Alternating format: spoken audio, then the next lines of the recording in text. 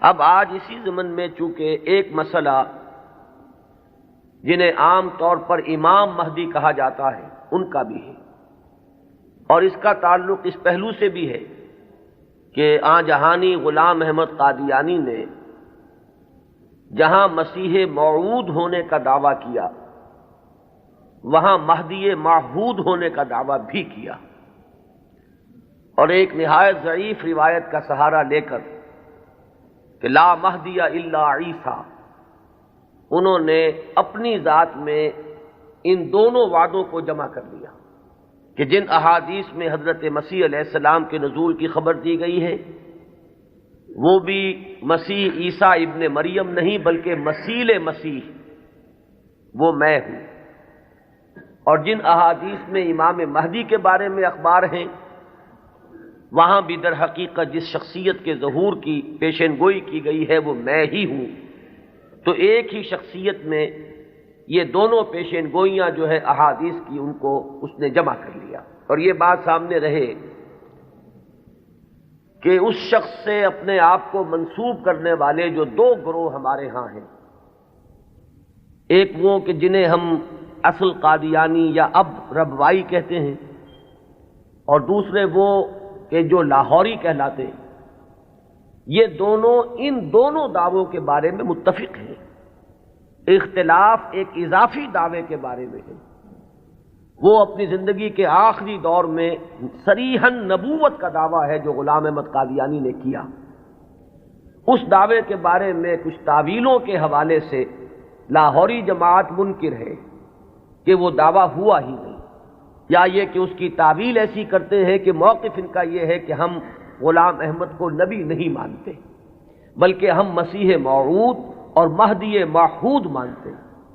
تو جہاں تک ان دونوں دعووں کا تعلق ہے ان میں یہ دونوں جماعتیں مجتمع ہیں، ان کو ان دونوں حیثیتوں سے ماننے والے یہ ہیں، صرف جو فرق ہے ان کے مابین وہ نبوت کے دعوے کے بارے میں۔ اب اس مسئلے پر اس تمہید کے بعد جو بات میں کرنا چاہتا ہوں جو اہم ترین ہے وہ یہ ہے کہ امام مہدی کا جو تصور ہمارے ہاں ہے اس میں ذہنوں میں بڑا انتشار ہے، کنفیوژن ہے، اس لیے کہ دو مہدی جمع ہو گئے۔ ایک تصور مہدی کا وہ ہے جو اہل تشیع کے ہاں ہے، اور ایک تصور مہدی کا وہ ہے جو اہل سنت کے ہاں ہے۔ ان دونوں میں زمین و آسمان کا فرق ہے، صرف ایک لفظی اشتراک نے، ایک نام کے مشترک ہونے نے ذہنوں کے اندر بہت سے مغالطوں کا جال جو ہے وہ پھیلا دیا ہے۔ اس کے لیے مجھے جو بنیادی فرق ہے اہل سنت میں اور اہل تشیع میں، اس میں سے ایک موضوع پر گفتگو کرنی ہوگی۔ اہل سنت کا جو مجمع علیہ عقیدہ ہے اسی سے ہم نے گفتگو شروع کی تھی، وہ ختم نبوت۔ نبی اکرم صلی اللہ علیہ وسلم پر ہر نوع کی نبوت ختم ہو چکی، آپ کے بعد کوئی نبی نہیں ہے، نہ کوئی ذلی ہے، نہ بروزی ہے، نہ جزوی ہے، نہ کلی ہے، نہ صاحب شریعت ہے، نہ بغیر شریعت ہے، نہ صاحب کتاب ہے، نہ بغیر کتاب۔ نبوت کی بنیاد ہے وحی نبوت پر، اور وحی نبوت کا دروازہ بند ہو چکا، یہ کھڑکی ہمیشہ ہمیش کے لیے بند ہو۔ اسی ضمن میں نبوت کا خاصہ ہم مانتے ہیں عصمت، معصوم ہونے۔ معصومیت جو ہے یہ خاصہ نبوت ہے اہل سنت کے نزدیک۔ جب نبوت ختم ہوئی تو معصومیت بھی ختم ہوئی، اب خطا کا امکان ہے، اجتہاد کا دروازہ ہے، کھلا ہے، کوشش کرو، محنت کرو، صحیح سے صحیح رائے تک پہنچنے کے لیے ایڑی چوٹی کا زور لگاؤ، کتاب و سنت کے جو محکمات ہیں، جو اس کی اساسات ہیں، اس سے استدلال کرتے ہوئے، استنباط کرتے ہوئے نتائج تک خود پہنچو، یہ اجتہاد ہے۔ اس اجتہاد میں جہاں ثواب کا امکان ہے خطا کا بھی۔ ثواب یہاں سے والا ثواب نہیں، صاد والا ثواب، جس سے آپ بولتے ہیں صائب الرائے، وہ شخص کہ جس کی رائے صحیح ہوتی ہے۔ تو ثواب کا بھی امکان ہے کہ صحیح رائے تک انسان پہنچ جائے، اور خطا کا بھی احتمال ہے۔ یہ جو خطا کا احتمال ہے، اگر پوری نیک نیتی سے خطا ہوئی ہو، انسان کی اپنی نیت میں کوئی فساد نہ ہو، اس کے اپنے اندر کوئی اس کے ارادوں میں کجی نہ ہو، تو اگر خلوص اور اخلاص کے ساتھ ایک مجتہد غلطی کرتا ہے، خطا کرتا ہے، ہمارا موقف یہ ہے کہ اسے بھی اجر ملے گا، اکیرا اجر ملے گا، اس لیے کہ اجتہاد کا مادہ وہی جہد ہے۔ اس نے خلوص کے ساتھ محنت کی ہے، جد و جہد کی ہے، مطالعہ کیا ہے، غور و فکر کیا ہے، کتاب و سنت کی نصوص کو کھنگالا ہے، اس نے ایک رائے قائم کی ہے۔ اس رائے کے قائم کرنے میں اگر وہ بربنائے طبع بشری کسی خطا کا مرتکب ہو گیا ہے تو یہ اس کے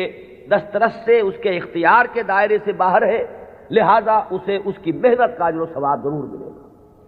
تو مجتہد مخطی کے لیے اکیرا ثواب ہے، اور مجتہد مصیب یعنی جو ثواب تک پہنچ گیا، صحیح رائے تک پہنچ گیا، اس کے لیے دوہرا اجر۔ یہ معاملہ میں نے اس سے پہلے بھی ایک مرتبہ عرض کیا تھا کہ ہمارے ہاں اتنا قطعی ہے کہ ہمارے نزدیک حضرت ابو بکر بھی معصوم نہیں ہے، حالانکہ بالاتفاق وہ سب سے افضل ہے پوری نوع انسانی میں انبیاء کے بعد،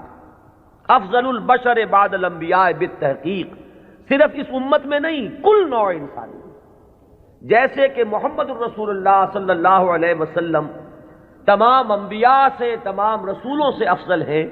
اسی طرح آپ کی امت کے جو صدیق اکبر ہیں وہ تمام امتوں کے صدیقین سے افضل ہیں، افضل البشر بعد الانبیاء بالتحقیق ابو بکر الصدیق رضی اللہ تعالیٰ عنہ۔ اب آپ سوچئے، ہماری یہ رائے ہے، کسی کی ہو یا نہ ہو اس سے اس وقت سروکار نہیں ہے، ہماری یہ رائے ہے، اور پھر بھی ہم کہتے ہیں کہ ابو بکر بھی خطا سے محفوظ نہیں، معمول نہیں، ان سے بھی خطا کا امکان ہے، وہ معصوم نہیں ہے۔ عصمت جو ہے وہ خاصہ نبوت ہے، وہ محمد کے ساتھ ختم ہو گئی صلی اللہ علیہ وسلم۔ ابو بکر سے خطا ہو سکتی ہے، عمر سے ہو سکتی ہے، عثمان سے ہو سکتی ہے، علی سے ہو سکتی ہے، ہر شخص سے ہو سکتی ہے۔ اگر ان چار سے ہو سکتی ہے تو بقیہ پوری نوع انسانی تا قیام قیامت جو آنے والی ہے ان میں کوئی ان سے افضل نہیں ہو سکتا، بات ختم۔ لیکن اہل تشیع کا عقیدہ یہ ہے کہ نبوت کا دروازہ تو بند ہوا ہے، لیکن اس کے بعد امامت معصومہ کا ایک سلسلہ چل رہا ہے، اور یہ امامت معصومہ اہل بیت میں ہے۔ نبی اکرم صلی اللہ علیہ وسلم کی جو اولاد حضرت فاطمہ رضی اللہ تعالی عنہا سے چلی ہے، یہ اس میں امامت معصومہ کا ایک سلسلہ ہے کہ جو چل رہا ہے۔ تو آپ اچھی طرح جان لیجئے کہ ہمارے نقطۂ نگاہ سے تو وہ بھی ایک جزوی نبوت ہو گئی، جہاں خاصہ عصمت آ گیا، نبوت کا ایک جز آ گیا، تو ہمارے اور ان کے درمیان جو سب سے اہم اختلاف ہے یہ کہ صحابہ میں افضل کون ہے، یہ معاملہ تو کچھ لوگوں کے اپنے ذوق کا بھی ہو سکتا ہے، مزاج اور افتاد کا بھی ہو سکتا ہے۔ ظاہر بات ہے کہ پسند ناپسند پر تو انسان کو اختیار بھی نہیں ہو سکتا۔ میں نے کئی مرتبہ عرض کیا کہ ایک ہی پودا ہے گلاب کا، اس پر پھول کھلے ہوئے ہیں، آپ کو کوئی ایک پھول زیادہ پسند آیا، آپ نے اس کو لے لیا، اور آپ بتا بھی نہیں سکیں گے کہ اس میں آخر سبب کیا ہے، آپ نے دوسرے پھولوں کو چھوڑ کر اسے کیوں منتخب کیا۔ تو یہ معاملہ اتنا بنیادی نہیں ہے، اگرچہ ہمارے نزدیک صحابہ کرام میں افضلیت کا ایک پیٹرن ہے اور وہ معین ہے کہ پوری امت میں افضل ترین 4 خلفاء ہیں، اور ان میں ترتیب فضیلت جو ہے وہ ترتیب خلافت کے مطابق ہے۔ ابو بکر ہیں، عمر ہیں، عثمان ہیں، پھر علی۔ ان کے بعد وہ 6 ہیں عشرہ مبشرہ میں سے، ان کے بعد اصحاب بدر ہیں، ان کے بعد اصحاب شجرہ ہیں، ان کے بعد تمام صحابہ ہیں، اور ان کے بعد پھر اب سلسلہ جو ہے وہ چلتا جائے گا۔ آگے بات میرٹ پر ہوگی، شخصی میرٹ پر، لیکن یہاں جو ہے معاملہ شخصی میرٹ کا نہیں ہے، یہاں تو معاملہ جو ہے معین ہے کہ یہ سیڑھیاں ہیں۔ تو یہ ہے ہمارا ایک موقف، لیکن میں پھر بھی عرض کروں گا کہ اس کو میں کوئی اہم عقیدے کی بات نہیں کہتا، یہ ایک ذوق کا معاملہ بھی ہو سکتا ہے۔ یہاں تک کہ امام الہند حضرت شاہ ولی اللہ دہلوی رحمۃ اللہ علیہ نے ایک بڑی عجیب بات لکھی، وہ یہ لکھتے ہیں کہ اگر میری طبیعت کو اس کے آزاد رجحان پر چھوڑ دیا جائے تو وہ فضیلت علی کی طرف زیادہ مائل ہے۔ کتنی سچی بات کہی ہے کہ میرے ذاتی رجحان کو، میری طبیعت کو، ایک ہے میرا ذوق اگر اسے آزاد چھوڑ دیا جائے تو وہ کچھ فضیلت علی کی طرف زیادہ اس کا رجحان ہے، وہ زیادہ قائل ہے، لیکن مجھے حکم ہوا ہے کہ میں فضیلت کا اقرار کروں ابو بکر اور عمر اور عثمان کی۔ اب یہ ہے مقام، یہ جامعیت ہے، یہ توازن ہے۔ لہذا میں عرض کروں گا کہ اس مسئلے کو میں پھر بھی ثانوی کہوں گا، دوسرے درجے میں، لیکن یہ جو بنیادی بات ہے یہ بہت بڑا اختلاف ہے، اور ہمارے اعتبار سے تو در حقیقت یہ ایک جزوی نبوت ہے کہ جس کے قائل ہیں ہمارے یہ بھائی جو اپنے آپ کو اہل تشیع کہتے ہیں۔ بہرحال ان کا بھی آگے سلسلہ، یہ عام معلومات کے لیے بھی بات ہے کہ ذہنوں میں رہنی چاہیے، ہمیں اکثر و بیشتر بڑی بنیادی باتیں بھی اپنی تاریخ کی معلوم نہیں۔ ہم چونکہ سنی ہیں، سنیوں کے اختلافات تو ہم خوب جانتے ہیں، لیکن یہ کہ اہل تشیع میں اختلاف آگے کیا ہوئے ہیں اکثر و بیشتر ہمارے علم میں نہیں ہے۔ ان کا جو یہ معصوم امامت کا سلسلہ ہے، حضرت علی، حضرت حسن، حضرت حسین، حضرت حسین کے صاحبزادے حضرت علی بن حسین جنہیں امام زین العابدین کے نام سے پکارا جاتا ہے، پھر ان کے بیٹے ہیں محمد باقر، ان کے بیٹے ہیں جعفر،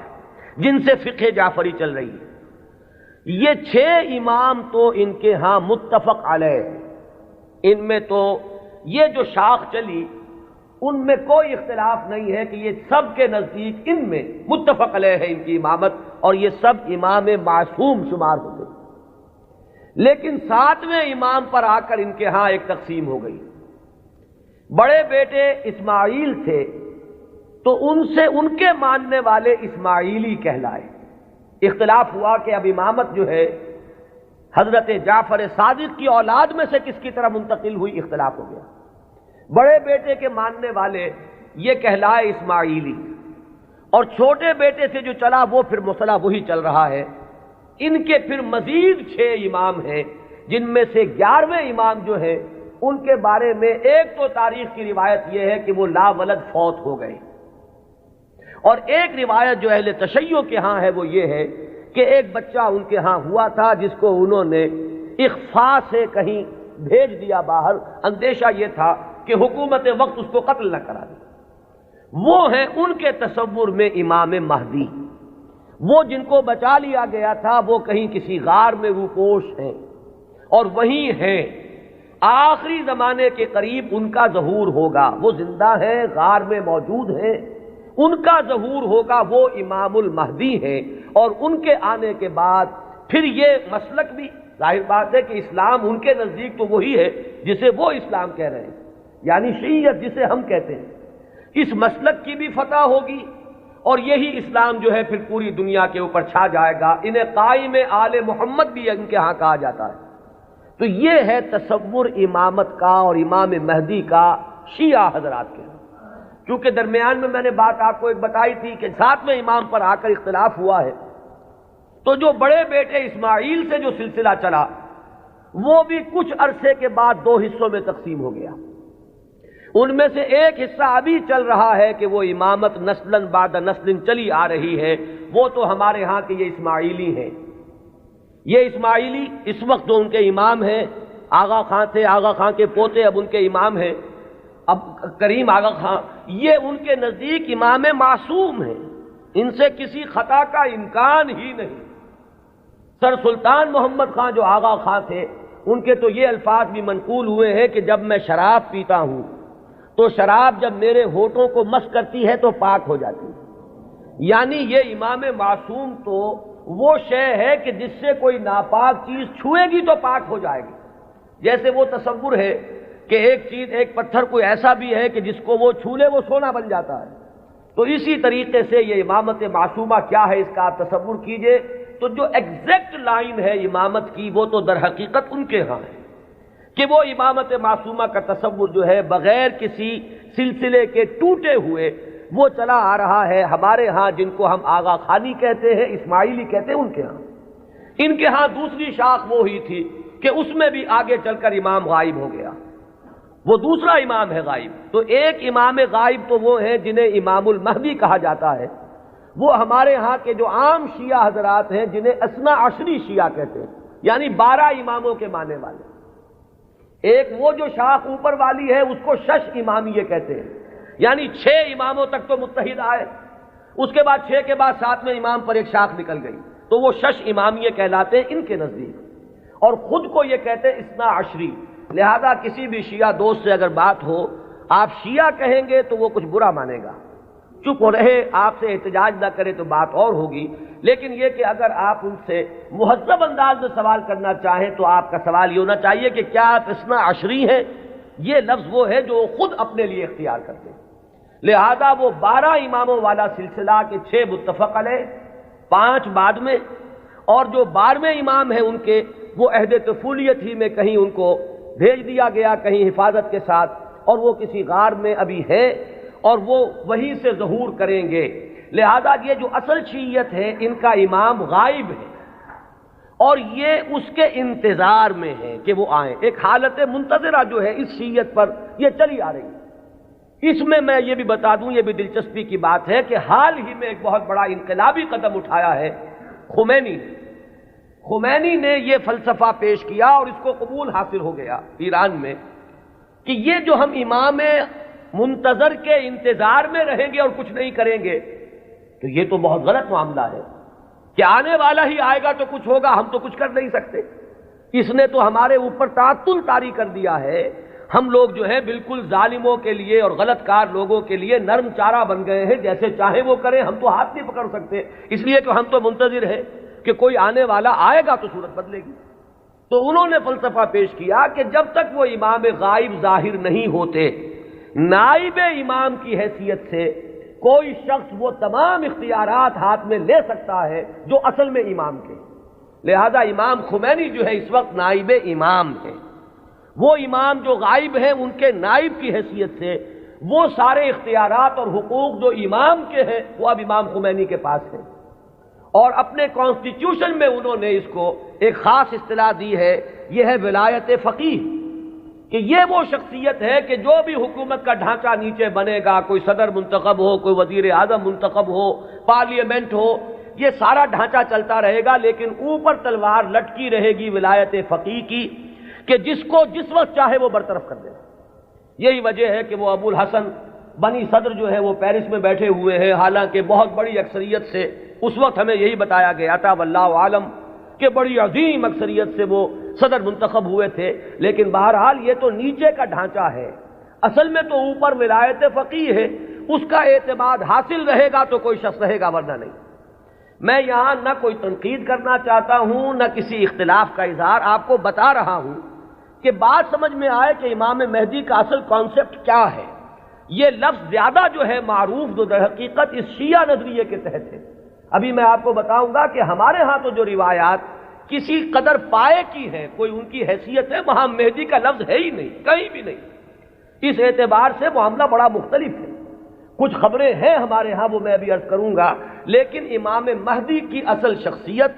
ان کے بارے میں سارے تصورات، ان کا وہ مقام اور مرتبہ، یہ ساری چیزیں جو ہمارے ہاں عام ہیں یہ در حقیقت ہماری نہیں بلکہ اہل تشیع کی،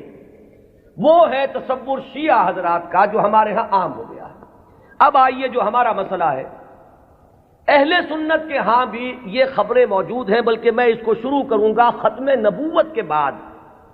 وہ کیا اقدامات ہیں کہ جو اس امت میں اللہ تعالیٰ نے اپنی مشیت کاملہ کے تحت کیے ہیں، کہ جن کے بارے میں میں اس وقت جرأت کر کے ایک لفظ استعمال کر رہا ہوں کہ جو نبوت کی قائم مقامی کی حیثیت اختیار کر لیتے ہیں، ان میں سب سے پہلا قدم تو میں تفصیل سے عرض کر چکا ہوں، قرآن کی حفاظت۔ اللہ تعالیٰ نے ذمہ لیا، انا نحن نزلنا الذکر وانا لہ لحافظون، ہم نے ہی اس ذکر کو نازل کیا ہے اور ہم ہی اس کے محافظ۔ یہ میں عرض کر چکا ہوں اس سے پہلے اپنی تقریروں میں کہ اس آیہ مبارکہ کا جو پہلا حصہ ہے وہ تو اپلیکیبل ہے تورات پر بھی، انجیل پر بھی، زبور پر بھی، صحیفہ ابراہیم پر بھی۔ قرآن مجید میں تو گواہی ہے کہ حضرت ابراہیم کو بھی ایک کتاب ملی تھی، ان ھذا لفی الصحف الاولی صحف ابراہیم و موسیٰ، لیکن یہ کہ یہ پہلا حصہ تو سب پر اپلیکیبل، ان کی عصبیت کہہ لیں، تعصب کہہ لیں، وہ پختہ ہو چکا ہے۔ لیکن یہ کہ ہر جگہ کچھ لوگ ہوتے ہیں کہ اگر انہیں متوجہ کیا جائے تو کسی حقیقت پر غور کرنے کے لیے تیار ہو جائیں، تو چونکہ ان کے ہاں جو بات چلی اجرائے وحی سے بات شروع ہوئی تو ایک بڑی عام جو سطح ہے، کامن سینس کی سطح، اس پر وہ بات ان کی بڑی وزنی تھی۔ بات یہ تھی کہ جب نبوت کی اصل ضرورت ہے انسان کی ہدایت،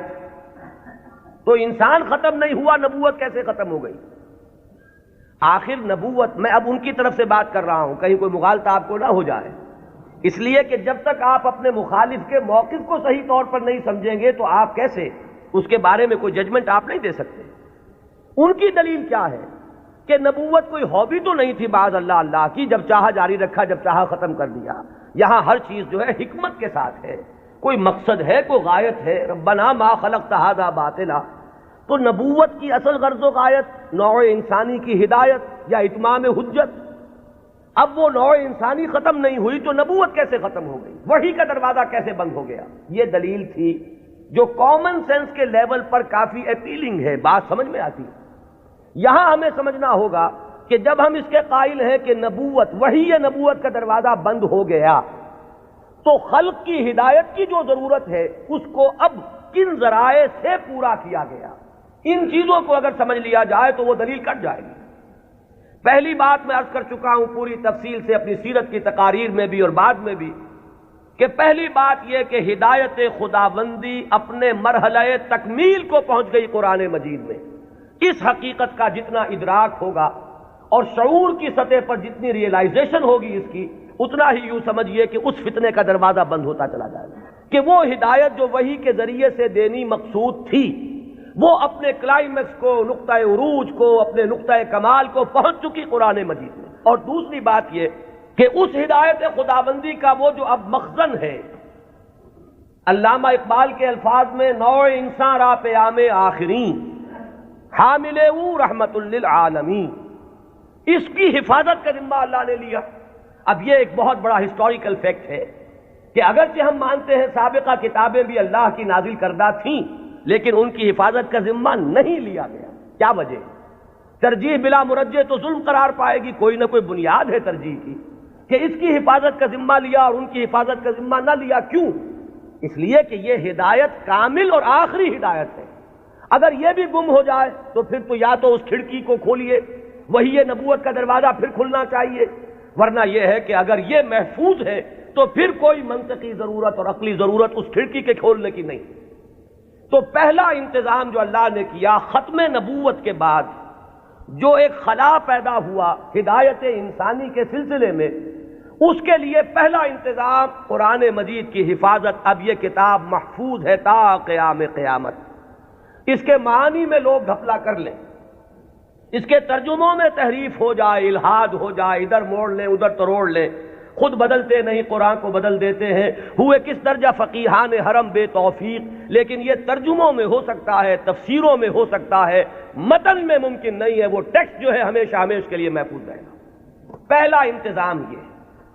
دوسرا انتظام جو ایک ضمانت دی ہے اللہ تعالیٰ نے اور جس کی خبر دی ہمیں محمد الرسول اللہ صلی اللہ علیہ وسلم، ضامن تو اللہ ہے لیکن اس کی خبر دینے والے اللہ کے رسول ہیں۔ آپ نے فرمایا، یہ دو اعتبارات سے احادیث آتی ہیں، متفق علیہ روایت ہے، لا یزال من امتی امت قائمۃ بامر اللہ لا یضرهم من خذلهم ولا من خالفهم۔ میری امت میں ہمیشہ ایک گروہ ایسا موجود رہے گا جو امر اللہ پر پورے طور پر قائم رہے گا، جازم رہے گا۔ نہ تو کوئی شخص جو ان سے روگردانی کرے گا، علیحدگی اختیار کرے گا، چھوڑ کر جائے گا، نہ تو وہ کوئی نقصان پہنچا سکے گا اس گروہ کو، اور نہ کوئی جو کھلم کھلا مخالف ہے وہ انہیں کوئی غضب پہنچا سکے گا۔ اور یہ معاملہ اسی طرح رہے گا یہاں تک کہ قیامت آ جائے۔ یہ دوسری ضمانت ہے کہ اس امت میں ایک گروہ ہمیشہ حق پر قائم رہے گا۔ اس لیے کہ ہدایت کا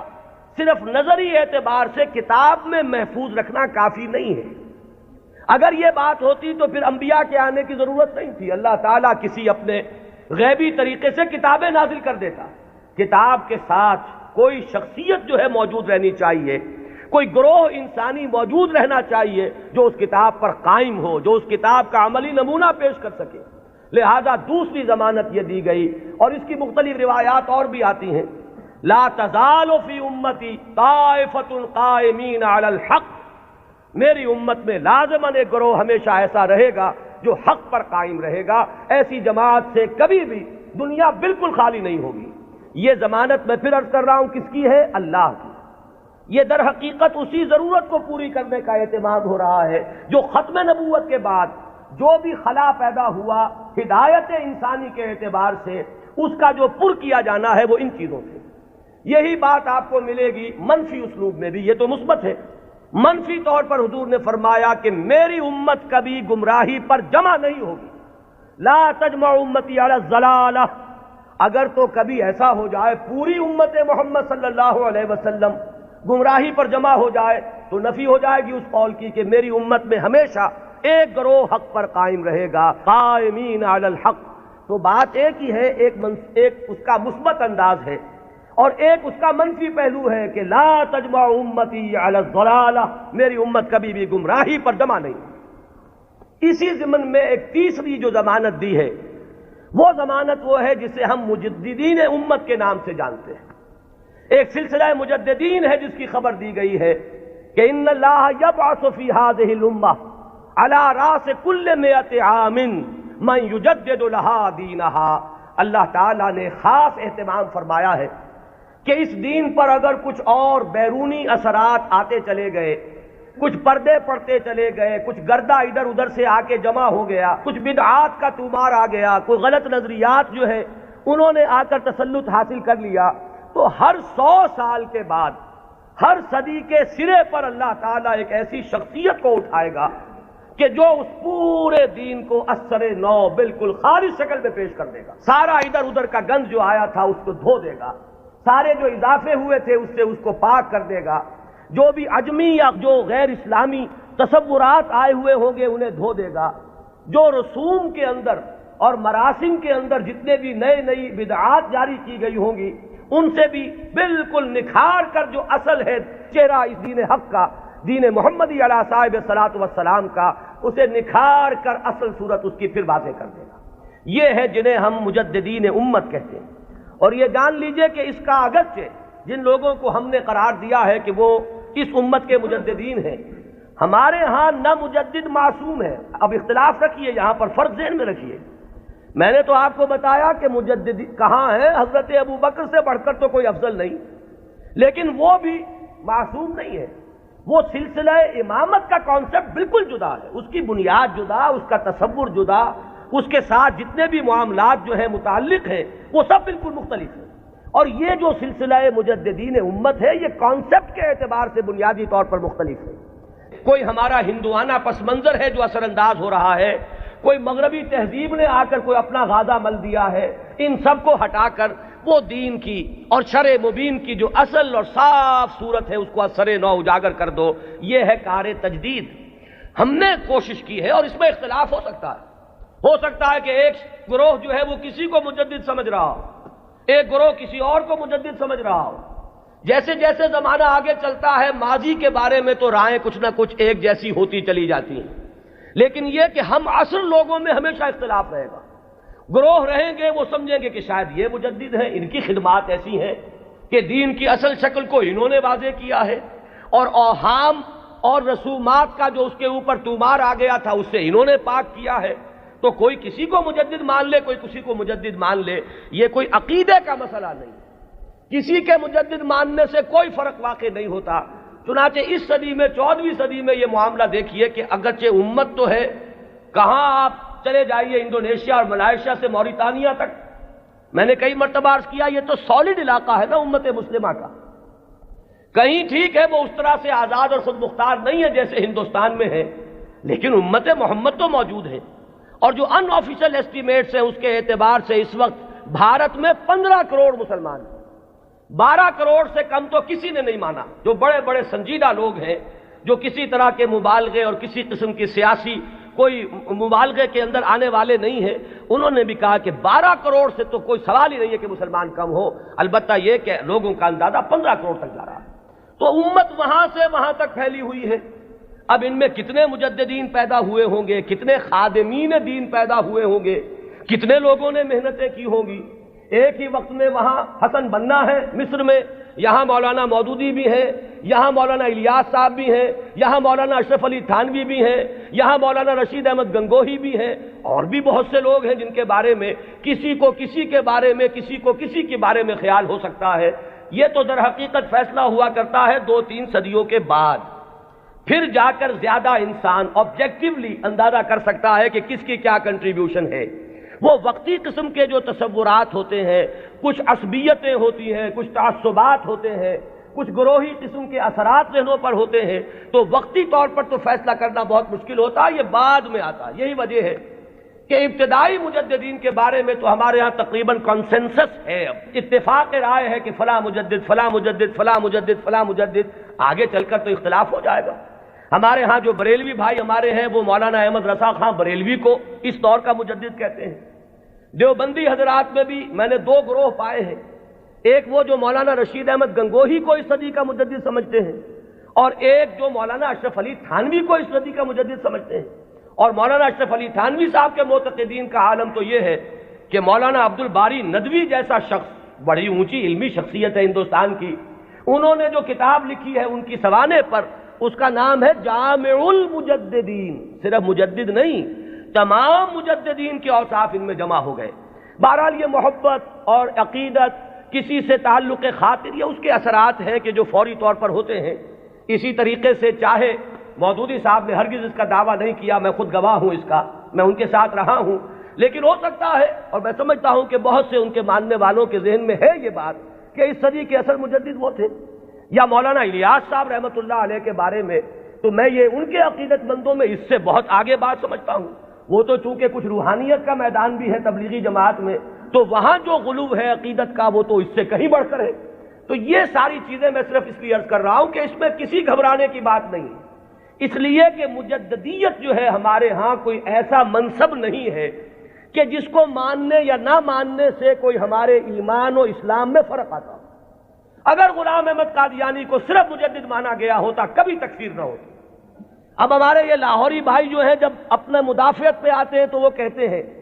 کہ ہم تو صرف مجدد مانتے ہیں۔ ایک زمانے میں اسی وجہ سے اس بات کا قائل رہا کہ قادیانیوں کی تکفیر تو درست ہے، لیکن ان کے بارے میں ہمیں توقف کرنا چاہیے، اس لیے کہ یہ تو نبی نہیں مان رہے۔ لیکن ثابت یہ ہوا ہے کہ اس شخص نے نبوت کا دعویٰ کیا، اب کوئی شخص انکار کرے تو بات اور ہے، اور کم سے کم یہ کہ مسیح موعود مانتے ہیں اور وہ مہدی موعود مانتے ہیں، ان دونوں چیزوں کو انہوں نے جمع کر دیا، اور دعویٰ جو ہے اس کا ثابت ہے کہ اس نے نبوت کا دعویٰ کیا، لہذا ان کے انکار سے انہیں کوئی ریلیف نہیں مل سکتا۔ بہرحال جو بات میں عرض کر رہا تھا وہ یہ کہ ہمارا جو یہ تصور مجدد ہے اس کو ذہن میں رکھیے، تو اب اس سے آگے بحث کو بڑھائیے۔ جیسے سلسلہ نبوت و رسالت اپنے ارتقائی مراحل طے کر کے مقام عروج پر، کلائمیکس پر، درجہ کمال پر پہنچا محمد الرسول اللہ صلی اللہ علیہ وسلم کی ذات مقدسہ میں، اسی طرح بالکل منطقی طور پر سمجھیے کہ اب یہ مجددین امت کا سلسلہ بھی قیامت سے پہلے اپنے ایک تکمیلی مرحلے کو پہنچے گا، اور وہ تکمیلی مرحلہ کیا ہے کہ اس امت کی ایک ایسی تجدید ہوگی، اس دین کی ایک اتنی مکمل تجدید ہوگی، وہ دین کے جسے اب پوری دنیا کا دین بننا ہے، جس کی خبر دی ہے محمد الرسول اللہ صلی اللہ علیہ وسلم نے۔ تو وہ اخبار و احادیث ہمیں ملتی ہیں کہ جن میں حضور نے یہ خبر دی ہے کہ قیامت سے قبل اور قرب قیامت کے زمانے میں میری امت میں ایک شخص ایسا پیدا ہوگا کہ جو اس دین کو دنیا میں غالب کرے گا، جو اس کے لیے پھر اثر نو ایک جد و جہد کرے گا۔ ظاہر بات ہے کہ وہ سلسلہ مجددین ہی کی آخری کڑی، اس لیے کہ قیامت کے سلسلے میں بات ہو رہی ہے، قیامت سے پہلے ایک ایسی عظیم شخصیت جو ہے مسلمانوں میں پیدا ہوگی، وہ سلسلہ مجددین امت کا یوں سمجھیے کہ مقام عروج ہے، وہ اس کا کلائمیکس ہوگا، وہ اس کا تکمیلی درجہ ہوگا۔ اس ضمن میں جو احادیث آتی ہیں ان کو ہم 2 بڑے بڑے گروہوں میں تقسیم کر سکتے ہیں۔ پہلی بات تو یہ جانیے کہ کوئی حدیث اس بارے میں سند کے اعتبار سے اتنی قوی نہیں ہے کہ امام بخاری رحمت اللہ علیہ نے جو اپنا معیار بنایا تھا قبول روایت کا اس پر پوری اتر جائے۔ سب سے کڑا معیار امام بخاری کا ہے، یہی وجہ ہے کہ یہ کہا گیا ہے کہ اصح الکتب بعد کتاب اللہ صحیح البخاری، حدیثوں کی جان پھٹک کس روایت کو قبول کریں گے کس کو نہیں کریں گے، ہر محدث نے اپنے کچھ شرائط بنا لی، ایک پیمانہ بنا لیا۔ یوں سمجھیے جیسے یہ بجری جہاں کرشرز لگے ہوتے ہیں اور اس کے بعد وہ کرش سٹون جو ہے وہ کنویئر بیلٹ پر آتا ہے اور مختلف سائز کی چھلنیاں لگی ہوتی ہیں۔ کوئی چھوٹے سائز کی چھلنی ہے، اس میں سے چھوٹے چھوٹے پتھر جو ہے وہ نکل جائیں گے، اس سے آگے چل کر اور چونکہ گریڈنگ کرنی ہے کہ آدھے انچ سے کم کم چاہیے بجری تو یہ اس چھلنی میں سے نکل گئی وہ لے جائیے، پھر اس کے بعد آپ کو چاہیے آدھے انچ سے لے کر 1 انچ تک تو اگلی چھلنی ہے، وہ اس میں سے نکلیں گے، اس سے آگے اور بڑھتا چلا جائے گا، گریڈنگ ہو جائے گی اس میں۔ تو محدثین نے گریڈنگ قائم کی ہے اپنے معیار میں، اور ٹاپ کا معیار جو ہے سب سے باریک چھلنی جو لگائی ہے وہ ہے در حقیقت امام بخاری رحمۃ اللہ علیہ کی، لہذا اس معیار پر جو حدیث آ گئی تو ہم یہ کہتے ہیں کہ اب سند کے اعتبار سے تو کلام نہیں، وہ جو معاملہ ہے تو اس سطح پر کوئی حدیث بھی نہ مہدی کے نام کے ساتھ نہ بغیر نام کے، ہمارے ہاں صحیح بخاری میں کوئی روایت موجود نہیں ہے اس سمن میں، یہ تو پہلی بات ہے جسے نوٹ کر لیجئے، یعنی سند کے اعتبار سے ٹاپ کے درجے پر تو کوئی حدیث نہیں۔ اس کے بعد نمبر 2 جنہیں ہم صحیحین میں بریکٹ کرتے ہیں، امام بخاری کے ساتھ امام مسلم کی صحیح، یہ بریکٹ ہو کر صحیحین، یہ ذرا ایک دائرہ بن گیا۔ امام مسلم کے شرائط بھی تقریباً وہی ہیں اگرچہ تھوڑے سے کم، اس پر ایک روایت آئی صرف، اور اس روایت میں کہیں مہدی کا نام نہیں ہے، صرف اتنی خبر ہے کہ آخری زمانے میں قیامت سے قبل اللہ تعالیٰ ایک ایسی شخصیت کو ظاہر کرے گا، اور خاص طور پر اس کا جو ذکر ہے وہ یہ ہے کہ اس وقت زمانے میں اتنی خوشحالی ہو جائے گی، مسلمانوں کے ہاں اتنی دولت جمع ہوگی کہ وہ لپیں بھر بھر کر لوگوں کو تقسیم کرے گا اور دولت ختم نہیں ہوگی۔ یہ ایک عمومی خوشحالی کا، جیسے خلافت راشدہ کے بارے میں ہم کہتے ہیں کہ لوگ اپنی زکوٰۃ اور صدقات لے کر گھومتے تھے اور کوئی لینے والا نہیں تھا، تو اسی طرح کی برکات کا کوئی ظہور ہونے والا ہے، صرف اس کی خبر دی ہے حضور نے، اور وہ ایک عظیم شخصیت کے ذریعے سے ہوگا، اس میں کسی کا ذکر نہیں ہے، نام کیا ہوگا، اس کے والد کا نام کیا ہوگا، وہ کس قبیلے سے ہوگا، وہ کس نسل سے ہوگا، کسی کا کوئی ذکر نہیں۔ تو صحیحین کا تو معاملہ یہ ہے کہ صحیح بخاری میں سرے سے کوئی روایت نہیں، موضوع ہی موجود نہیں، جبکہ یہاں کنٹراسٹ کے لیے میں آپ کو بتا دوں، میں نے جو تقریریں کی ہیں حضرت عیسیٰ کے نزول کے بارے میں علیہ الصلاۃ والسلام، وہ روایات جو ہیں وہ صحیحین کی ہیں، وہ متفق علیہ ہیں، وہ بخاری میں بھی ہے مسلم میں بھی ہے، لہذا زمین و آسمان کا فرق ہے۔ ان دونوں کو ہمارے ذہنوں میں عام طور پر جو بھی تصورات سنی سنائی باتوں سے ہمارے ذہنوں میں بن گئے ہیں، تو تقریباً ان دونوں کو ہم وزن ہم نے کیا ہوا ہے، بہت فرق ہے۔ حضرت مسیح علیہ السلام کے نزول کی خبریں اور اس کی پیشین گوئیاں اور اس کی احادیث بہت قوی ہیں سند کے اعتبار سے، اکثر و بیشتر روایات اس میں وہ ہیں کہ جو متفق علیہ ہے، کہ صحیح بخاری میں بھی ہے صحیح مسلم میں بھی، جبکہ یہ جو تصور ہے ایک کانسیپٹ جو ہے امام المہدی کا، وہ میں بتا چکا ہوں اصلاً تو یہ ایک شیعی کانسیپٹ ہے، وہ سارے تصورات جو اس کے ساتھ ہیں وہ اہل تشیع کے، لیکن ہمارے ہاں اگر کوئی تصور ہے تو وہ تصور اول تو سند کے اعتبار سے اتنا قوی ہے ہی نہیں کہ شرائط بخاری پر پورا اترے، وہ تو بات نیچے آ گئی۔ اس سے نیچے جو روایت ملی صحیحین میں صرف ایک امام مسلم لائے ہیں، اور اس میں نہ کسی نام کا ذکر ہے، نہ تفصیلات ہیں، نہ کسی نسل کا ذکر ہے، کس قبیلے سے ہوگا، بس ایک عظیم شخصیت کا ظہور ہوگا۔ تو اس کو تو یوں سمجھیے کہ وہی سلسلہ مجددیت کا یہ نقطہ عروج ہے، یہ اس کا تکمیلی مرحلہ ہے۔ البتہ جب ہم صحیحین سے نیچے اترتے ہیں تو اب بہت سی احادیث ملتی ہیں، ان احادیث کو بھی آپ 2 خانوں میں اپنے ذہن میں رکھ لیجئے۔ ایک تو وہ احادیث ہے کہ جن میں ان کا نام مہدی مذکور ہے، اور اس سے بھی بہتر اور قوی تر احادیث وہ ہیں کہ جن میں نام نہیں ہے۔ پھر ان میں ایک اور فرق ہے، کہیں تو یہ بتایا گیا کہ وہ خاندان فاطمہ سے ہوگا رضی اللہ تعالی عنہ، میری عطرت سے، اہل بیت سے، من ولد فاطمہ کے الفاظ بھی بعض روایات میں ہیں۔ بعض روایات وہ ہیں کہ جن میں فرمایا گیا ہے کہ بنو عباس میں سے ہوگا، بعض روایات میں یہ کہ قرشی ہوگا، بعض روایات میں نام ایک اور بھی آیا حارث نام ہوگا، بعض روایات میں نام آیا ہے کہ اس کا نام میرا ہی ہوگا، محمد صلی اللہ علیہ وسلم۔ ہم یہ ان کے اعتبار سے، آنے والے کے نام کے اعتبار سے نہیں کہہ رہے، صلی اللہ علیہ وسلم ہم نے حضور کے نام کی مناسبت سے کہا۔ تو میرا نام ہوگا، اس کے والد کا نام بھی میرے ہی والد کے نام پر ہوگا، یعنی وہ بھی محمد ابن عبداللہ ہوگا۔ اور یہاں میں آپ کو ایک بات بتا دوں کہ یہ جو ابھی 2 سال قبل یا شاید اب تیسرا سال ہے، جو حادثہ ہوا تھا حرمین میں اور مسجد الحرام پر کچھ لوگوں نے قبضہ کیا تھا، مقابلہ ہوا، میں اس کی تفصیل میں نہیں جانا چاہتا کہ اس کے اسباب کیا تھے اور کیا ان لوگوں کا اصل موقف تھا اور وہ کیا کرنا چاہتے تھے، لیکن وہاں بھی ایک شخص نے اپنے مہدی ہونے کا اعلان کیا اور وہ محمد ابن عبداللہ ہی تھا۔ اس کا نام بھی محمد اور اس کے والد کا نام بھی عبداللہ، قحطانی ہے وہ، اور وہ عرب تو ہے، لیکن یہ کہ بہرحال اب جو بھی ان کے بارے میں معلوم نہیں ہے کہ آیا جو لوگ موقع پر قتل ہو گئے وہاں ان میں وہ ہے یا نہیں، پھر یہ کہ جو لوگ بعد میں پکڑ کر قتل کیے گئے ہیں سزا کے طور پر ان میں وہ ہے یا نہیں، کچھ پتہ نہیں۔ جو ان کا سب سے بڑا سرغنہ تھا اس کو تو بہرحال قتل کر دیا گیا ہے، لیکن جو اصل سرغنہ تھا وہ نہیں ہے، جس نے کہ دعویٰ کیا تھا کہ یہ مہدی ہے، جن کے بارے میں لوگوں نے کہا کہ ان سے بیعت کرو یہ مہدی ہے۔ تو وہ بہرحال ایک صرف میں نے برسبیل تذکرہ بات کہی ہے کہ وہ جو فرمایا گیا کہ نام میرے نام پر ہوگا اور والد کا نام بھی میرے والد کے نام پر ہوگا، یہ بھی بعض روایات میں ہے، لیکن یہ تمام روایات جو ہیں جیسا کہ میں نے عرض کیا کہ ان میں سے بہت ایک تو تعارض ہے، اختلاف ہے، تفصیلات میں بہت فرق و تفاوت ہے، تو اس سے بہرحال جہاں تک حدیث کے متن پر جرح کے لیے اور غور و فکر کے جو اصول بنے ہیں، حدیث پر جو غور و فکر ہوا ہے وہ دو اعتبارات ہیں، سند پر یا متن پر۔ سند میں تو ہم یہ دیکھیں گے کس نے کس سے سنا، کس نے کس سے سنا، اس نے کس سے سنا، اس نے کس سے سنا، یہ چین متصل ہے یا کہیں ٹوٹتی ہے، دو کڑیاں آپس میں ملی ہوئی ہیں کہ نہیں۔ پھر ہر کڑی کے بارے میں دیکھیں گے یہ فاسق تو نہیں تھا، اس کے بارے میں کوئی جھوٹ کی گواہی تو نہیں ملی تھی کہ جھوٹ بھی بول دیتا تھا۔ تو یہ سارا معاملہ تو ہے سند کا کہ جتنے بھی راوی ہیں متصل ہو روایت کا سلسلہ نمبر ایک، اور جو راوی ہیں وہ سب کے سب ثقہ ہو، قابل اعتماد ہو، نیک لوگ ہو، یہ گفتگو تو ہے سند پر۔ جو محدثین نے اکثر و بیشتر کام اسی پر کیا ہے، وہ متن پر زیادہ زور نہیں دیتے، وہ تو سند دیکھتے ہیں۔ بات آ رہی ہے کس سلسلے سے؟ ایک ہوتا ہے کسی حدیث کے مضمون پر غور کر کے اور پھر یہ دیکھا جائے کہ اس میں کیا ہے، کوئی چیز ایسی تو نہیں جو خلاف عقل ہو،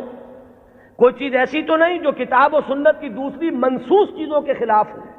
بالکل واضح طور پر کوئی چیز مخالفت کر رہی ہو قرآن اور حدیث کی۔ اور اسی میں ایک اصول یہ بھی تھا کہ ہمارے ہاں جو اختلافات ہوئے ہیں بعد میں سیاسی اور اس کی وجہ سے گروہ بندیاں ہوئی ہیں، تو کچھ حدیثیں یا کچھ روایتیں جو بنائی گئی اس دور میں ان میں کچھ نام داخل کر دیے گئے۔ بنو عباس کو اپنے سپورٹرز درکار تھے، تو انہوں نے کچھ ایسی حدیثوں کے اندر کوئی اہتمام، اور یہ ضروری نہیں کہ بنو عباس نے کیا ہو، یہ آپ کو معلوم ہے کہ بادشاہ سے بڑھ کر بادشاہ کے وفادار ہر دنیا میں موجود رہے، تو ان کے حواریین نے ان کی خوشنودی حاصل کرنے کے لیے کچھ حدیثیں گھڑ دی ہوں کہ بنو عباس میں سے ہوگا ایک خلیفہ مہدی، اور اسے تو بڑا انعام پھر ملا ہوگا جس نے آ کر وہ روایت سنائی ہو۔ تو یہ ہوتے ہیں وہ محرکات جو وقتی طور پر اختلافات کی بنیاد پر جو روایتیں گھڑی گئی ہیں ان میں چھان پھٹک کرتے ہیں ان اصولوں پر۔ چنانچہ یہاں تک روایت کے الفاظ ملتے ہیں کہ وہ جو مہدی جب آئے گا تو اس کے جھنڈے کالے رنگ کے ہوں گے اور وہ خراسان سے آئے گا۔ اب ابو مسلم خراسانی آیا تھا جس نے بنو امیہ کی حکومت کا تختہ الٹا اور بنو عباس کی حکومت قائم کی۔ ظاہر بات ہے کہ یہ روایت خود بول رہی ہے کہ یہ بنو عباس کے خوشامدیوں نے بنو عباس کو خوش کرنے کے لیے یہ کوئی روایت گھڑی ہے، اور چونکہ یہ درجہ ثالث درجہ چہارم کی روایات ہیں لہذا ہمیں ان کے متن پر گفتگو کرنے کا حق حاصل ہے۔ صحیح ہے ان کی روایات کا معاملہ مختلف ہو جائے گا، سند کے اعتبار سے اتنی پختہ روایات جو ہے تو ہمیں سوچنا پڑے گا، توقف کرنا پڑے گا کہ ہماری عقل ٹھوکر کھا سکتی ہے، آخر ہمارا بھی تو ہماری منطق بھی تو ٹیڑھی ہو سکتی ہے، وہاں ہمیں رکنا ہوگا۔ لیکن جہاں معاملہ روایت کے اعتبار سے اتنا پختہ نہیں ہے تو ظاہر بات ہے کہ وہاں متن پر گفتگو ہوگی۔ تو اکثر و بیشتر روایات تو اسی نوعیت کی ہیں کہ کہیں، چونکہ آپ کو معلوم ہوگا یہ ہماری تاریخ کا ایک عجیب واقعہ ہے، بنو امیہ کی حکومت کا تختہ الٹا بنو عباس نے، لیکن بنو عباس نے اس کے لیے جو مسلمانوں کو اپنے گرد جمع کرنے کے لیے نعرہ بلند کیا وہ تو تھا خاندان بنی ہاشم اور بنی فاطمہ آل رسول، ان کا نعرہ لگایا، اور جب انہیں حکومت مل گئی تو سب سے بڑھ کر تشدد جنہوں نے کیا ہے آل فاطمہ پر وہ یہی بنی عباس تھے۔ سیاست کے یہ کرشمے دیکھنے میں آتے ہیں، میری گناہ گار آنکھوں نے بھی ایک کرشمہ دیکھا ہے، وہ میں آپ کو سنا دوں۔ سعودی عرب کا اختلاف جب ہوا تھا مصر سے تو اس کا نقشہ میرے نگاہوں کے سامنے سن 62 میں پہلی مرتبہ میں نے حج کیا، اور اسی سن میں یہ رابطہ عالم اسلامی کی تاسیس ہوئی۔ مولانا مودودی بھی گئے تھے اس میں شرکت کے لیے، مولانا داؤد غزنوی بھی گئے تھے، میں تو گیا تھا والدین کے ہمراہ حج کے لیے۔ وہاں مولانا داؤد غزنوی نے یہ کہا کہ تم میرے سیکریٹری بن جاؤ، کیونکہ ہر مندوب جو آیا اس کے ساتھ کوئی سیکریٹری بھی ہے۔ تو مجھے اور کیا چاہیے تھا، اندھا کیا چاہے دو آنکھیں، کہ میں اس پورے اجلاس کو ان کے سیکریٹری کی حیثیت سے اٹینڈ کر سکوں۔ تو میں نے وہ پورا نقشہ دیکھا ہے۔ اس وقت صورت کیا تھی، اللہ تعالیٰ مغفرت فرمائے، شاہ سعود جو بڑے بھائی تھے شاہ فیصل کے بھی اور جو شاہ خالد ہیں ان کے، شاہ سعود اس وقت یوں سمجھئے کہ جو تقریر کی ہے ناصر کے خلاف اور مصر کے خلاف، اس سے زیادہ زہر میں بجھی ہوئی تقریر کوئی نہیں ہو سکتی۔ جملے مجھے ابھی تک یاد ہے، نحن فداء الاسلام بارواحنا واجسادنا وهم اعداء اللہ واعداء الدین واعداء الرسول۔ ہم تو اسلام کے فدائی ہیں، اپنی ارواح سے بھی، اپنے اجساد سے بھی، ہر چیز اپنی اسلام پر فدا کرنے کو تیار، اور یہ جو ہے اللہ کے دشمن، اللہ کے رسول کے دشمن، اللہ کے دین کے دشمن۔ یہ انداز تھا۔ وہ کہیں تصویر اس زمانے میں چھپ گئی تھی، ظاہر بات ہے کہ مصر تو اس طرح کا آزاد ملک ہے جیسے ہمارا معاشرہ بھی ہے، یہاں سوشلسٹ بھی ہیں، ملحد بھی ہیں، وہاں بھی ہے۔ تو کسی ملحد رسالے میں یہ پولیگیمی پر ایک کارٹون چھپ گیا تھا، ایک مرغا درمیان میں ہے اور چاروں طرف 9 مرغیاں، اور یہ کارٹون جو ہے وہ منسوب کیا تھا یہ ہے، یعنی اشارہ کیا جا رہا تھا توہین آمیز انداز میں نبی اکرم صلی اللہ علیہ وسلم۔ اس کارٹون کا ذکر انہوں نے کیا، یہ کر رہے ہیں وہ مصر میں، اور ظاہر بات ہے یہ ایسی چیز ہے کہ ہر مسلمان کا خون جو ہے کھول اٹھے گا اس کے تصور سے۔ لیکن یہ کہ پھر آپ سوچئے ہوا کیا، یہ جو اختلاف تھا مصر کا اور سعودی عرب کا، اب اختلاف ہوا 2 بھائیوں کا۔ شاہ فیصل نے جو اس وقت ولی عہد تھے تختہ الٹا، حکومت پر قبضہ کیا، وہی شاہ سعود اب جا کر بیٹھے ناصر کی گود میں، جن کی وہ تقریر تھی، انہیں پناہ ملی ہے تو ناصر کے ہاں ملی ہے۔ کشمکش تو سعودی عرب کی اور مصر کی تھی، شخصیات در حقیقت اس میں آ جایا کرتی ہیں وقتی طور پر۔ تو یہ تماشا میری گناہ گار آنکھوں نے بھی دیکھا، اور یہی تماشا تاریخ میں ہوا تھا کہ بنو عباس نے بنو امیہ کی حکومت کا تختہ الٹا اہل بیت رسول کے نام پر، اور پھر اہل بیت رسول پر جتنا ستم کیا ہے بنو عباس نے، اس کا عشر اشیر بھی نہیں ہے کہ جو بنو امیہ نے کیا۔ بہرحال یہ جب معاملات ہیں تو کہیں بنی فاطمہ کے لیے وہ احادیث ہے، کہیں بنو عباس کے لیے ہے، تو ان روایتوں کا ہمارے ہاں کوئی اونچا مقام نہیں۔ البتہ وہ جو میں نے بات آپ کے سامنے عرض کی کہ دین کا جو ایک تصور ہمارا ہے بحیثیت مجموعی، ختم نبوت کے بعد ہدایت انسانی کا سلسلہ جو جاری ہے وہ کس شکل میں ہے؟ میں نے آج اسی لیے آیت شروع میں پڑھی تھی، وَلْتَكُن مِّنكُمْ أُمَّةٌ يَدْعُونَ إِلَى الْخَيْرِ وَيَأْمُرُونَ بِالْمَعْرُوفِ وَيَنْهَوْنَ عَنِ الْمُنكَرِ وَأُولَٰئِكَ هُمُ الْمُفْلِحُونَ۔ لوگوں اب شخصی نبوت کا دور ختم ہوا، وہ تو آخری اور کامل نبی تھے محمد صلی اللہ علیہ وسلم۔ اب تمہیں اجتماعی سطح پر ایک کام کرنا ہے، وہ کام جو ہوا کرتا تھا رسولوں کے ذریعے سے اب تمہیں کرنا ہے، بحیثیت امت کرنا ہے۔ وَكَذَلِكَ جَعَلْنَاكُمْ أُمَّةً وَسَطًا لِتَكُونُوا شُهَدَاءَ عَلَى النَّاسِ وَيَكُونَ الرَّسُولُ عَلَيْكُمْ شَهِيدًا۔ ہم نے تمہیں امت وسط بنایا ہی اس لیے ہے کہ رسول گواہی دے تم پر اور تم گواہ بن جاؤ پوری نوع انسانی پر۔ یہی ہے فطرت کے مطابق، عقل کے مطابق، منطق کے مطابق کہ وہ جو سلسلہ ختم ہوا رسالت کا اور نبوت کا، در حقیقت اس کی جگہ اب اس امت نے لی ہے۔ اب یہ کلیکٹیو رسپانسبلٹی ہے پوری امت کی، اور امت بحیثیت مجموعی کنتم خیر امت اخرجت للناس تأمرون بالمعروف وتنہون عن المنکر وتؤمنون باللہ۔ اور اگر پوری امت سو جائے، پوری امت کو اپنی ذمہ داری کا احساس نہ رہے، پوری امت جو ہے کہیں گم ہو جائے، اپنا قافلہ جو ہے وہ راستہ بھول چکا ہو، تب کیا کریں؟ وَلْتَكُن مِّنكُمْ أُمَّةٌ يَدْعُونَ إِلَى الْخَيْرِ۔ تم میں سے ایک گروہ تو رہنا ہی چاہیے، ایک جماعت تو ایسی ہونی ہی چاہیے، کچھ لوگ تو رہیں کہ دنیا جب دنیا کی طرف دوڑ رہی ہو تو وہ دین کے لیے اپنے آپ کو وقف کر دیں، جب باقی لوگوں کی ایمبیشنز اور حوصلے اور ولولے ہوں دنیا کمانے کے، وہ ہر چیز کو تج کر صرف اللہ کے دین کی خدمت کا بیڑا اٹھا دیں۔ تو ایک گروہ، ایک جماعت تو رہنی ہی چاہیے۔ وَلْتَكُن مِّنكُمْ أُمَّةٌ يَدْعُونَ إِلَى الْخَيْرِ وَيَأْمُرُونَ بِالْمَعْرُوفِ وَيَنْهَوْنَ عَنِ الْمُنكَرِ وَأُولَٰئِكَ هُمُ الْمُفْلِحُونَ۔ اور جان لو کہ اصل فلاح کے حقدار وہی ہوں گے، انہی کو فلاح مل کر رہے گی۔ یہ ہے وہ قرآنی ہدایت جس کا اب میں نے جو بتایا آپ کو احادیث کے ذیل میں، تو پہلی بات تو یہ کہ قرآن کی حفاظت وہ قرآن سے ثابت، احادیث سے ثابت۔ دوسری بات یہ کہ ایسے ایک گروہ کا رہنا اس کی ضمانت احادیث نے دے دی۔ لا تزال فی امتی طائفۃ قائمین علی الحق، میری امت میں ایک گروہ ہمیشہ رہے گا۔ اور یہ جان لیجئے، یہ بھی ایک دلچسپ مسئلہ ہے، جو جماعتیں بنتی ہیں، جو گروہ اٹھتے ہیں اس کام کے لیے، ظاہر بات ہے وہ کسی شخصیت کے سہارے پر اٹھتے ہیں۔ یہ آپ کو اچھا لگے یا برا لگے، کچھ لوگ زیادہ آئیڈیلسٹ ہوتے ہیں، وہ شخصیت نہیں بلکہ زیادہ جو ہے وہ اجتماعیت میں بلیو کرنے والے ہیں۔ ان حضرات کی توجہ کے لیے کہہ رہا ہوں کہ کام ہمیشہ جب بھی آپ دیکھیں گے کسی شخص سے شروع ہوا ہے، کوئی شخص جس کا کہ ذکر میں ابھی کر چکا کہ ان اللہ یبعث فی ہذہ الامہ علی راس کل مئۃ عام من یبعث لہا دینہا، کوئی نہ کوئی شخص اٹھتا رہے گا کہ جو دین کو تمام جو باہر سے آئے ہوئے اثرات ہیں ان سے دھو کر اس کی صحیح شکل میں لوگ دنیا کے سامنے لے آئے گا۔ اب ظاہر بات ہے کہ وہ اکیلا تو نہیں ہوگا، اسی کی دعوت پر کچھ لوگ جمع ہوں گے، وہ پکارے گا من انصاری اللہ، میں یہ کام کا بیڑا اٹھا رہا ہوں، کون ہے جو میری مدد کرے؟ وہ جماعت وجود میں آئے گی، وہ ہے جماعت وَلْتَكُن مِّنكُمْ أُمَّةٌ يَدْعُونَ إِلَى الْخَيْرِ یا لَا تَزَالُ فِي أُمَّتِي طَائِفَةٌ قَائِمِينَ عَلَى الْحَقِّ، وہ جماعت ہوگی۔ اس کے بعد ہوتا کیا ہے حادثہ، یہ بھی جان لیجئے، یہ بھی بہت مرتبہ ریپیٹ ہو چکا ہے۔ وہ جو گروہ، وہ جماعت جب ذرا آگے بات چلتی ہے تو وہ شخصیت جو ہے وہ بت بن جاتا ہے، اس کی محبت جو ہے وہ عقیدت میں بدل جاتی ہے، عقیدت شخصیت پرستی کا روپ دھارتی ہے۔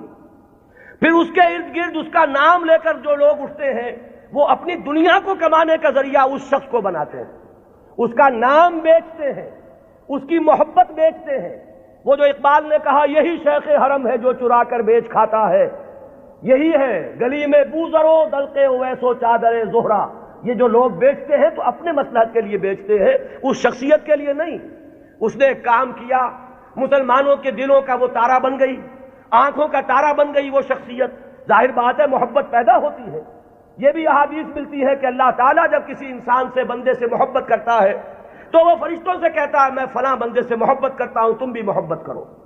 اس کے بعد اس کی محبت جو ہے خلق خدا کے دل میں ڈال دی جاتی ہے۔ بہت سے لوگ جانتے بھی نہیں کہ ہم اس سے کیوں محبت کرتے ہیں، محبت کرتے ہیں اس لیے کہ یہ خدائی تدابیر میں سے ہے۔ اب اس محبت کو کچھ لوگ ایکسپلائٹ کرنے والے آتے ہیں، جو اپنی دنیا بناتے ہیں اس محبت کو بیچ کر، اس کے حوالے سے، اس کے ذریعے سے۔ معلوم ہوا کہ اب وہ جماعت جو ایک دور میں کھڑی ہوئی تھی دین کی تجدید کے لیے، وہ خود ایک فرقہ بن کر اور ایک فتنہ بن کر ایک گمراہی کا ذریعہ بن گئی۔ پھر اٹھاتا ہے اللہ کسی اور کو، اس لیے کہ سلسلہ تو چلنا ہے، نبوت ختم ہو چکی ہے، دین کی ہدایت کے اس پورے سلسلے کو تو برقرار رکھنا ہے تا قیام قیامت۔ پھر اللہ کا کوئی بندہ اٹھتا ہے، پھر وہ نعرہ لگاتا ہے، پھر کچھ لوگ جمع ہوتے ہیں، کچھ عرصے تک وہ جماعت رہتے ہیں، پھر وہ جماعت بھی پھر وہ گلتی ہے اور سڑتی ہے، اور اس کے اندر پھر وہی فرقے بندی پیدا ہوتی ہے، وہ ایک فرقے کا روپ دھار لیتی ہے، اور اس میں پھر شخصیتیں جو ہے بت بن کر پجنے لگتی ہیں، پھر اللہ کسی کو اٹھاتا ہے۔ یہی پروسیس ہے جو عقلاً ممکن ہے، یہی پروسیس ہے جو منطقی طور پر ممکن ہے، اور یہی ہم تاریخ میں دیکھ رہے ہیں کہ ہر گروہ جو ہے وہ اٹھا ہے اور وہ تجدید دین اور خدمت دین کے داعیے سے اٹھا، اور انہوں نے کام کیا، اس میں کوئی شک نہیں۔ ایک وقت میں دین کی صحیح تصویر لوگوں کے سامنے رکھی، وہ خدمتیں کر کے چلے گئے، بعد میں ان کے نام پجنے لگے اور وہ پھر عقیدے بن گئے۔ آج ہمارے ہاں جو مزاروں کی پرستش ہو رہی ہے تو یہی تو ہے، جنہوں نے فاقوں پر فاقے کاٹے تھے، جن کے فاقے ضرب المثل ہیں، آج ان کی قبروں کے طفیل جو ہیں عیاشیاں ہو رہی ہیں۔ آج لوگ جو ہیں انہوں نے اپنی دنیا کمانے کا ذریعہ اس کو بنایا ہوا ہے۔ تو یہ وہی پروسیس ہے جو بہت زیادہ میگنیفائڈ فارم میں اور بڑی گھناؤنی صورت میں ہمارے سامنے موجود ہے۔ ہوتا یہی ہے، تو فرمایا کہ ایسا ہوتا رہے گا، قافلہ چلتا رہے گا۔ قرآن ہے، یہ قلعہ تو گڑا ہوا ہے، اس میں تو کہیں ادھر سے ادھر ہونے کا سوال ہی نہیں، یہ تو قائم و دائم ہے، اس کی حفاظت کا ذمہ لیا ہے۔ اس کے بعد ایک امت، ایک گروہ بھی موجود رہے گی، اس کی بھی ضمانت ہے۔ اور ظاہر بات ہے کہ امت یا گروہ، اما یا امو کہتے کسے ہیں؟ ایک امام ہوتا ہے جس کے پیچھے نماز ادا کرتے ہیں باجماعت، وہ امام ہے، اور امت کا لفظ بنا امام سے ہے، اما یا امو سے لفظ امت بنا۔ یہ جو شخص اٹھے گا، اس کے جو ساتھی ہوں گے، آوان و انصار ہوں گے، جو مددگار ہوں گے، یہ جماعت بنیں گے۔ اور اس کے بعد جب یہ جماعت جو ہے، جب یہ زوال سے دو چار ہوگی، جب اس کے اندر فساد رونما ہو جائے گا، پھر وہ پروسیس اثر نو ہوگا۔ یہ چلتا رہے گا تا کہ قرب قیامت میں ایک عظیم شخصیت کا ظہور ہوگا، وہ اسی سلسلہ مجددین کی آخری کڑی ہوگا، وہ دین کی تجدید کرے گا، اس کے ساتھ مسلمان جمع ہو جائیں گے، متقین ہوں گے، صالحین ہوں گے، مخلصین ہوں گے، جہاد ہوگا، اعداء اللہ اعداء الدین کے ساتھ مقابلے ہوں گے، اور ان میں سر فہرست ہے یہود، اور یہود ہی کے ساتھ جب آخری مارکا ہو رہا ہوگا اور وہاں مسلمانوں کے قدم جو ہے وہ کمزور پڑ رہے ہوں گے، اس وقت وہ حضرت مسیح کا نزول ہوگا، اور وہ دجال اکبر جو یہود کا اس وقت سب سے بڑا لیڈر ہوگا اسے بھی قتل کریں گے اور یہودیوں کا قلع کما کریں گے۔ یہ دونوں جو واقعات ہیں جمع ہو جاتے ہیں، نزول عیسیٰ علیہ السلام کا معاملہ بھی اور اس عظیم شخصیت کا معاملہ بھی۔ ہم یقین سے نہیں کہہ سکتے ان کا نام کیا ہوگا، یہ ساری خبریں فلاں قبیلے سے فلاں خاندان سے یہ اس سند کو نہیں پہنچی ہوئی ہیں کہ میں یا آپ کوئی رائے اس کی بنا پر حتمی طور پر قائم کر لیں۔ حتمی بات ایک ہی ہے کہ آخری زمانے میں اس امت میں ایک مجدد پیدا ہوگا، عظیم مجدد، اور وہ اس دین کی تجدید اس سطح پر کرے گا کہ جس کے بعد اس دین کا غلبہ پوری دنیا میں ممکن ہو جائے گا۔ یہ ہے اصل میں ہمارا تصور اہل سنت کا، آپ انہیں امام مہدی کہیں یا نہ کہیں، نام اختیار کریں یا نہ کریں، بہرحال یہ تصور ہمارے ہاں موجود ہے۔ البتہ اس کو بنیادی طور پر ڈیفرینشیٹ کیجئے اپنے ذہن میں، جو شیعہ حضرات کا تصور امام مہدی ہے اس میں اور اس میں کوئی چیز مشترک نہیں، زمین و آسمان کا فرق ہے۔ اقول قولی ھذا واستغفر اللہ لی ولکم ولسائر المسلمین۔ ستا اٹھ کے کوئی نہیں خوش ہوتا،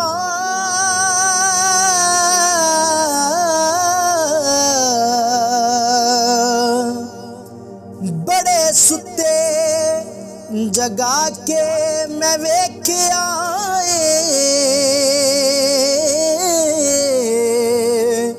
اوے کتے جیا نہیں کوئی وفادار ڈٹھا، تے ٹکر سکا بھی پا کے ویکھ آئے۔